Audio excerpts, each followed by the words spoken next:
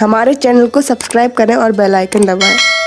यदि आपने IRCTC से रिजर्वेशन किया और यदि आपका रिजर्वेशन नहीं हुआ, किसी कारण से ट्रांजैक्शन फेल हो गया और आपका पैसा भी बैंक से कट चुका है, अब आपका रिफंड किस तरीके से होगा, आपका पैसा वापस कैसे आएगा, इन्हीं सब की पूरी जानकारी आज हम इस वीडियो में पता करेंगे, चर्चा करेंगे।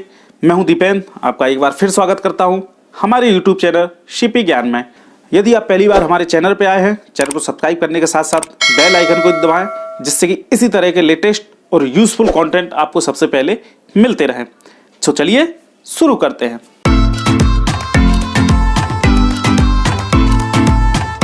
तो सबसे पहले हम समझते हैं कि ऐसी कौन सी परिस्थिति होती है जिनमें IRCTC पैसा काट लेता है आपके अकाउंट से और टिकट बुक नहीं होता है। यानी कहने का मतलब, आपने टिकट बुक किया, आपने पूरा फॉर्म भरा, फिलअप किया और जैसे ही आपने ट्रांजैक्शन किया और आपका टिकट बुक भी नहीं हुआ और आपके बैंक से मैसेज आ गया कि आपका पैसा, उस टिकट का पैसा काट लिया गया है। IRCTC में आप जब रिजर्वेशन करते हैं तो 3 ऐसे कारण हैं जिनमें पैसा कट सकता है।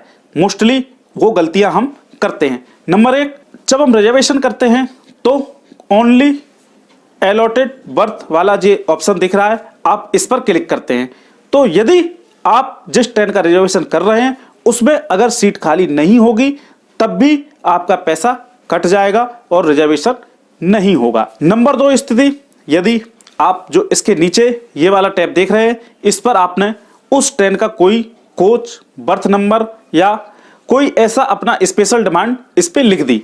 अब उस ट्रेन में उस तरीके का या उस कोच में संबंधित जगह पर सीट खाली ही नहीं है, तो फिर क्या होगा? इस स्थिति में भी आपका पैसा कट जाएगा और आपका रिजर्वेशन नहीं होगा। और तीसरी स्थिति जो सबसे ज्यादा आप लोगों के साथ होती है, आपने सब कुछ सही भरा, रिजर्वेशन करवाने के लिए आपने पूरा फॉर्म सही भरा, आपने देख भी लिया, सीटें हैं, अवेलेबल है, सब कुछ है, सब सही है, और आपने जैसे ही रिजर्वेशन करने के लिए क्लिक किया तो IRCTC आपका पेमेंट के लिए ऑप्शन मांगता है।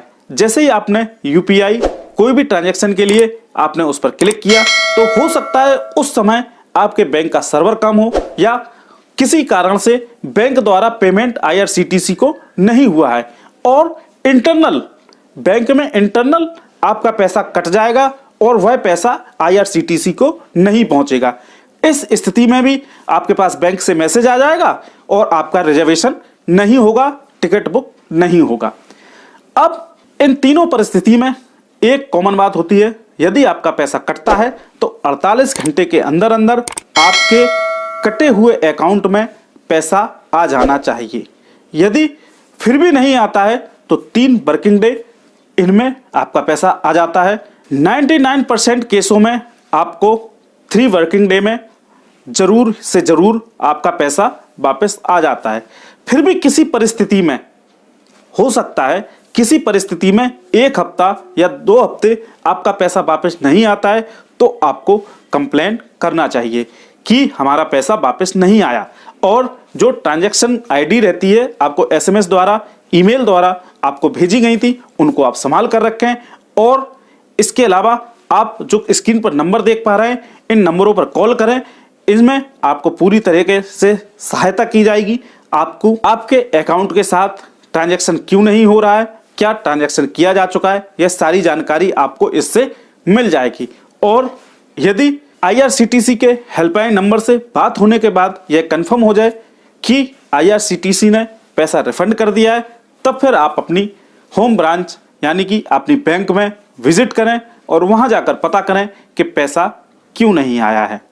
तो ये कुछ तरीके हैं, आप इन तरीकों को अपनाकर आप अपना पैसा जो IRCTC से कटा था वह आप रिफंड पा सकते हैं। बहुत ही रेयर केस में ऐसा होता है कि पैसा ना आए, जबकि 48 घंटे के अंदर आपको आपका पैसा रिफंड कर दिया जाता है। यदि आपको अभी भी कोई कंफ्यूजन है तो आप कमेंट बॉक्स में कमेंट करें, मैं कोशिश करूंगा आपके इस कमेंटों को जवाब देने की।